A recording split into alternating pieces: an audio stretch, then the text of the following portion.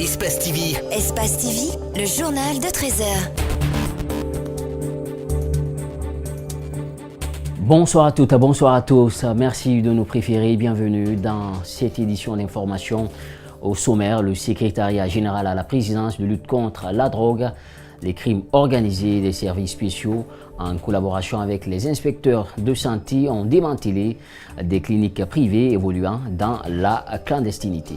Dans le monde, la construction des murs à la frontière mexicaine sur une portion de près de 6,5 km de long et de haut de plus de 5 mètres a débuté jeudi à El Paso, au Texas, destiné à remplacer l'actuelle barrière et sera en acier. C'est tout pour les titres. Le développement, c'est dans un court instant.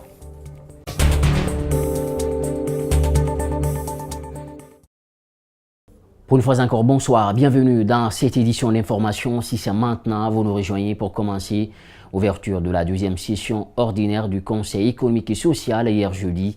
Elle va se tenir du 27 septembre au 29 novembre 2018. Il sera question de continuer les réflexions sur l'autosaisine dans le domaine de la promotion des activités rurales et de l'environnement en Guinée forestière, la promotion des petites et moyennes entreprises et la création des champions nationaux également. L'élaboration des rapports annuels de 2015 et 2016 au niveau des infrastructures et le développement local. Assini Bari Aboubakardine Camara était de la partie suivie. Dès l'entame de cette deuxième et dernière session ordinaire du Conseil économique et social pour cette année 2018, Rabiatou Serra Diallo, la présidente de l'institution, a parlé des activités déjà réalisées. Il s'agit entre autres de la participation les 17 et 18 septembre à Paris à l'Assemblée générale de l'Association internationale des conseillers économiques et sociaux et institutions similaires. La présentation de la politique générale du gouvernement faite par le Premier ministre à l'Assemblée nationale. Différentes activités de facilitation avec le médiateur de la République entre le gouvernement, les syndicats et le patronat autour de la crise née de l'augmentation du prix des produits pétroliers. Échange dans nos locaux avec 60 officiers stagiaires sur la connaissance du Conseil économique et social. Pour cette dernière session de l'année, la commission en charge de l'emploi, des affaires sociales, culturelles et scientifiques s'emploiera à l'élaboration du rapport annuel de 2017. D'autres commissions seront également mises à l'épreuve. La commission en charge de la promotion des activités rurales et de l'environnement continuera les réflexions sur le thème d'autosaisine, promotion des actions de développement économique en Guinée avec une dynamique de préservation des réserves forestières. La commission en charge de l'économie et de la conjoncture s'attellera à la finalisation du thème d'autosaisine, la promotion des petites et moyennes entreprises et la création des champions nationaux. Notons que le président de la Cour des comptes, la directrice adjointe de l'Agence française de développement en Guinée et en Sierra Leone ont participé à cette session. Ces acteurs ainsi que le Conseil économique et social ont invité les acteurs politiques et les conseillers à la Cour constitutionnelle à aplanir leurs différends et promouvoir la paix. Je vous le disais en titre, le secrétariat général à la présidence de la République de lutte contre la drogue, des crimes organisés et des services spéciaux en collaboration avec les inspecteurs de santé ont démantelé des cliniques privées évoluant dans la clandestinité. Colonel Kibero et ses hommes y ont également découvert quelques produits qui seraient nocifs pour la santé. Reportage à Gibril Ba, Abdoulaye Kamara. Ces cabinets de soins sont à des endroits loin des attentions et des regards des autorités.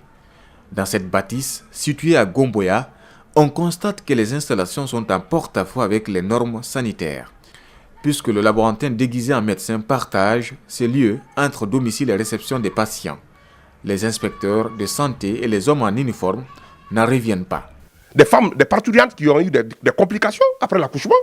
Et au jour d'aujourd'hui, on ne peut pas rester tranquille. Donc c'est par les cris de la population que nous sommes venus ce matin pour vraiment mettre fin à cela.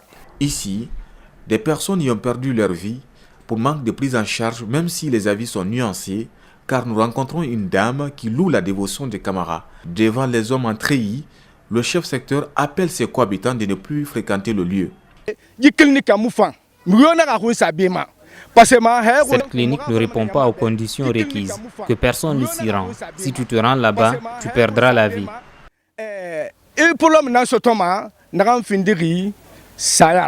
Dans le programme de ratissage des cliniques et pharmacies privées clandestines, voilà que les inspecteurs découvrent un autre endroit clandestin. Des agréments non conformes, des faux cachets.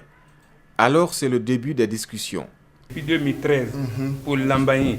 Ici, de 2013 maintenant, si la Marana n'est pas là, et vous avez ce même agrément ici, 2013 jusqu'à maintenant, et ce n'est pas votre nom, ce n'est pas la Marana.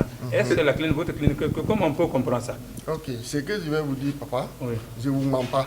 Tout ce que je dis là, même vous m'envoyez à Jakarta, je vais dire. Et si quelqu'un vient dire le contraire, la Marana dit le contraire, le ministère dit le contraire, envoyez-moi tout ce que vous m'envoyez. La Marana même quand vous voyez... Écoutez, la Marana ne peut pas reconnaître ça. Le Marana ne peut pas vous dire que ici c'est l'Ambaï. Non, on n'a pas de question à poser là-dessus, parce que c'est clair. Non. Le dernier cabinet repéré durant cette journée a fait l'objet de nombreux avertissements, indique la mission d'inspection sanitaire. Son propriétaire avait même pris des engagements de fermer portes et fenêtres du lieu. Tromper l'apparence, tromper la vigilance des malades pour croire en eux qu'ils sont des médecins. Mais au fait, ce ne sont pas des médecins. Arrêtés, ces soi-disant médecins seront mis à la disposition d'un tribunal compétent, a averti le colonel Moussa Tigoro Kamara. La cellule Balai Citoyen a organisé un point de presse ce jeudi à son siège à Koléa. Objectif rendre compte du déroulement du sitting organisé devant la Cour constitutionnelle. Les activistes ont été dispersés par les forces de l'ordre à coups de gaz lacrymogènes et compte rendu signé Mamadou Kalisso, Ibrahim Souma. Toutes les dispositions ont été prises par les organisateurs pour canaliser le sitting. Mais à la surprise générale, les forces de l'ordre, massivement mobilisées pour la circonstance, ont dispersé la foule. Le coordinateur de la cellule Balai Citoyen condamne cet acte. On a été étonné du comportement remontant du précambrien, anticonstitutionnel, anti-républicain des unités d'intervention de la police et de la gendarmerie qui ont dispersé à coups de gaz lacrymogène, de matraques, d'injures, de vandalisme et des biens des privés ont été endommagés, d'autres ont été dépouillés de leurs biens. Une fois encore, le Balai Citoyen compte poursuivre les responsables de ces unités d'intervention, cette fois-ci devant les juridictions supranationales, martèle Sékou Koundounou. Il ajoute, l'étouffement de ces sittings ne les empêchera point de tenir la marche pacifique le lundi prochain sur l'autoroute Fidel Castro. Aujourd'hui, vous avez vu les véhicules du système des Nations Unies qui sont venus voir de visu le comportement non républicain de nos forces de l'ordre. Et à notre niveau, la récréation elle est terminée. Nous mettrons tout un chacun à sa place à travers tous les recours qui existent en la matière. Notre démarche citoyenne, notre démarche impartiale, notre démarche légaliste, conformément à nos textes de loi, ne fera jamais défaut dans nos démarches.